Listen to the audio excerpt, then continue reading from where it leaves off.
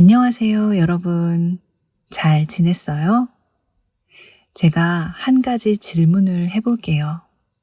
시간이 지나도 변하지 않고 계속 사람들에게 사랑받는 노래 주제는 무엇일까요? 네, 맞아요. 바로 사랑입니다. 특히 남녀 간의 사랑이 모든 노래의 가장 큰 주제라고 할 수 있어요. 인간에게 사랑은 정말 중요한 일이니까요.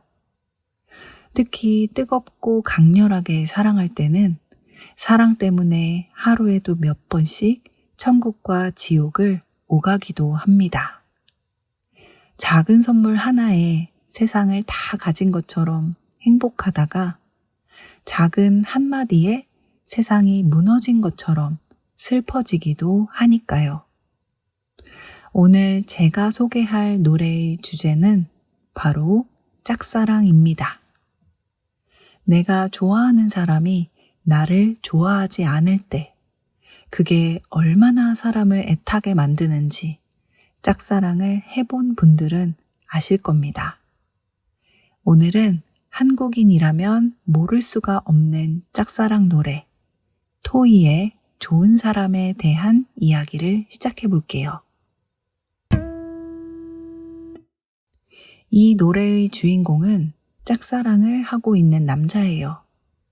이 남자를 저는 앞으로 철수라고 부를게요. 그리고 철수가 짝사랑하는 여자를 영희라고 부르겠습니다. 그래야 이야기하기가 편할 것 같아요. 철수는 항상 짝사랑하는 영희 주변을 맴맴 돌아요. 그러다 어느 날 영희의 얼굴이 너무 안 좋아 보이는 겁니다. 그래서 철수가 이렇게 말해요. 오늘은 무슨 일인 거니? 울었던 얼굴 같은 걸? 그가 너의 마음을 아프게 했니? 나에겐 세상 제일 소중한 너인데. 이렇게 노래가 시작되는데요. 첫 구절로 지금 철수가 어떤 짝사랑을 하고 있는지 다 알겠죠? 철수가 좋아하는 영희는 이미 남자친구가 있나 봅니다. 혹은 영희가 좋아하는 다른 남자가 있나 봐요. 그리고 그 사람 때문에 영희가 눈물을 흘리게 됐고 그걸 철수가 보고는 너무 속상해하며 하는 말이죠. 물론 철수가 마음속으로 혼자 하는 말입니다. 소중하다라는 말은 매우 귀하고 중요하다는 말인데요. 사람에게도 물건에도 쓸 수 있는 말입니다. 이게 어떤 느낌이냐면 아주 귀한 물건을 조심히 품고 있는 듯한 느낌이에요. 마치 닭이 알을 품는 것처럼 혹시나 깨지지 않을까 아주 귀하게 다루는 느낌. 그런 느낌의 단어라고 생각하시면 됩니다. 그 다음에 정말 많은 남자들의 가슴을 울리는 가사가 등장해요. 여러분, 자판기 커피가 뭔지 아시나요? 스타벅스가 한국에 들어오기 전에는 사실 테이크아웃 커피 전문점이 거의 없었어요. 그래서 밖에서 간단히 커피를 마실 때는 자판기 캔커피를 뽑아 마시거나 혹은 자판기에서 만들어주는 커피를 마셨거든요. 한 30년 전쯤에는 자판기 커피 한 잔의 가격이 200원 정도 했습니다. 친구끼리 서로 사주기도 했지만 좋아하는 사람이 있으면 한 잔 뽑아서 주기도 했어요. 그래서 철수도 영희에게 자판기 커피를 한 잔 뽑아서 갖다 줍니다. 혹시 이러면 내 마음을 알아줄까 기대하면서 말이죠. 철수 마음은 얼마나 두근거렸을까요? 그런데 커피를 받은 영희가 철수에게 이렇게 말합니다. 고마워. 오빤 너무 좋은 사람이야. 이 말의 맥락을 잘 이해해야 되는데요. 말 자체는 너무 따뜻하고 고마운 말이에요. 하지만 철수 입장에서 이런 말을 듣는다면 오빠는 나에게 남자가 아니야. 그냥 좋은 사람이야. 이런 뜻이 됩니다. 혹시 한국 사람이 여러분께 고백을 했는데 여러분은 사귀고 싶지 않다면 넌 나한테 참 좋은 사람이야. 하지만 미안해. 라고 말해보세요. 부드럽게 거절하는 말입니다. 이 말을 들은 철수는 어땠을까요? 그 한마디에 난 웃을 뿐. 철수는 웃을 수밖에 없었습니다. 영희에게 철수는 그저 좋은 사람일 뿐, 그 이상도 이하도 아니라는 말이니까요. 조금은 화도 났을 것 같아요. 하지만 그렇다고 짝사랑하는 사람이 거기서 무슨 말을 할 수 있겠어요. 그래서 철수는 영희 앞에서 미소를 지을 수밖에 없었을 겁니다. 하지만 짝사랑이 여기서 멈춰질 리가 없죠. 철수의 친구가 학교 앞에 놀러 왔는데 철수와 영희가 같이 있는 모습을 보고 두 사람이 꼭 연인 같다고, 사귀는 것 같다고 말한 거예요. 우리들 연인 같다 장난쳤을 때 넌 웃었고 난 밤 지새웠지. 밤을 지새우다라는 말은 잠을 전혀 자지 않고 밤을 지냈다는 의미입니다. 친구는 아무 생각 없이 장난으로 커플이냐고 놀린 건데 철수는 그 말이 너무 설레고 두근거려서 잠을 못 잤다는 말이에요. 짝사랑이 원래 그런 거잖아요. 아무것도 아닌데 나 혼자 상상하고 원하고 상처받고. 그래서 저는 짝사랑은 아무나 할 수 있는 게 아니라고 생각해요. 인내심도 많아야 하고요. 무엇보다 마음이 아주 단단해야 하는 것 같습니다. 또 철수는 친구들과 노래방에 가면 항상 같은 노래를 부르나 봅니다. 원래 사랑을 하면 이 세상의 모든 노래가 나를 위해 만들어진 것 같은 느낌이 들잖아요. 사랑에 빠지면 온 세상이 다 아름다워 보이고요. 이별을 하고 나면 세상 모든 이별 노래가 다 내 마음 같습니다. 어쨌든 친구들이 똑같은 노래를 부른다고 구박하니까 철수가 이렇게 말해요. 하지만 그게 바로 내 마음인걸. 그댄 먼 곳만 보내요. 여기서 그댄 먼 곳만 보내요 라는 가사는 사실 또 다른 노래의 가사를 그대로 옮긴 거예요. 인형의 꿈이라는 노래의 첫 구절입니다. 이 노래가 진짜 짝사랑 노래의 레전드거든요. 철수가 매번 똑같이 불렀던 노래가 바로 인형의 꿈이었나 봅니다. 저도 이 노래를 몇 번 불러본 적이 있어요. 이 노래를 부르면 저절로 마음이 간절해집니다. 많이 오래된 노래긴 한데요. 박자도 느리고 가사도 쉬워서 여러분도 충분히 가사를 느낄 수 있는 노래입니다. 더보기란에 제가 이 노래의 링크를 남겨둘게요. 궁금하신 분들은 한번 들어보시길 바랍니다. 그리고 마지막으로 가장 가슴 아픈 장면이 나옵니다. 철수의 생일에 친구들이 생일 파티를 하러 집에 모입니다. 거기에 당연히 영희도 있었죠. 그런데 술 먹으면서 재미있게 놀다 보니 영희가 많이 취했나 봐요. 그리고 누군가가 영희를 데리러 옵니다. 술 취한 널 데리러 온 그를 나에게 인사시켰던 나의 생일날. 아마도 영희가 철수에게 소개시켜준 남자는 영희의 남자친구였겠죠. 그리고 영희는 이렇게 말했을 겁니다. 오빠, 내 남자친구야. 인사해. 저는 이 노래를 이미 수십 번도 더 들었는데 이 구절을 들을 때마다 머릿속에 철수의 표정이 그려져요. 데리러 오다는 데리다와 오다가 합쳐진 말이에요.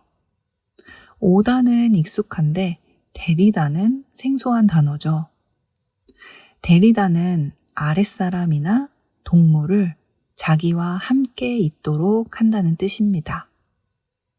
그런데 데리다라는 기본형은 저도 참 생소해요. 보통 데리러 가다, 데리러 오다, 데리고 산다, 데리고 있다. 이런 식으로 다른 동사들과 함께 쓰입니다. 특히 자녀가 있거나 반려동물을 키우는 분들이 많이 쓰게 되는 단어죠. 저도 아들을 데리러 버스 정류장에 나가는 일이 종종 있어요.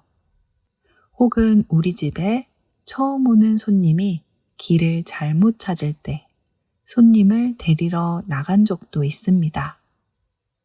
이렇게 데리다라는 단어는 기본형 그대로보다 다른 동사와 함께 쓰이는 경우가 많으니 예문으로 기억해 주시면 좋을 것 같아요.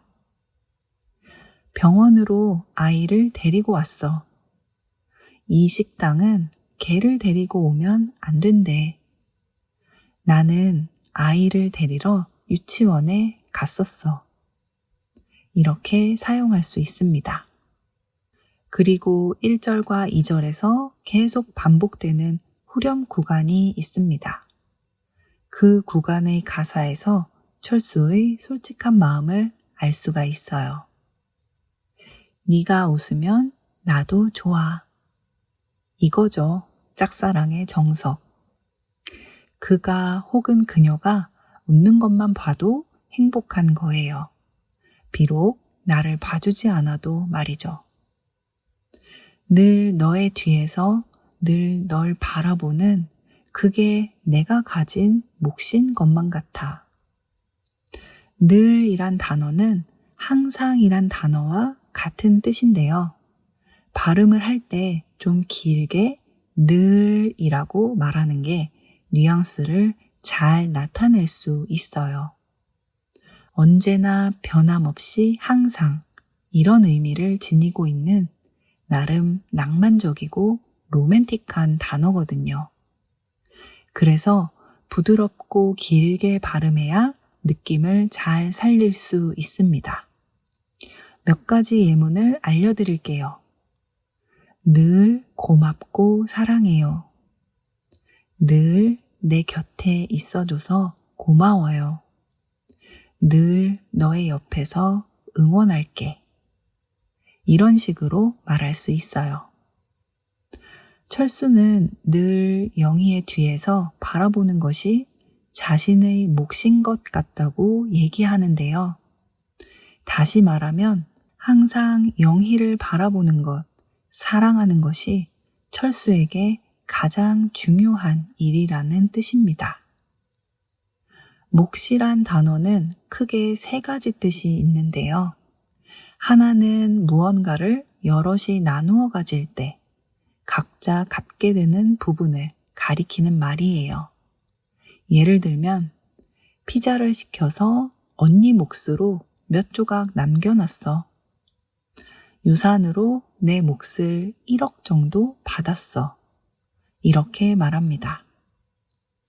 또 하나는 각자에게 주어지는 역할이나 임무를 뜻하기도 해요.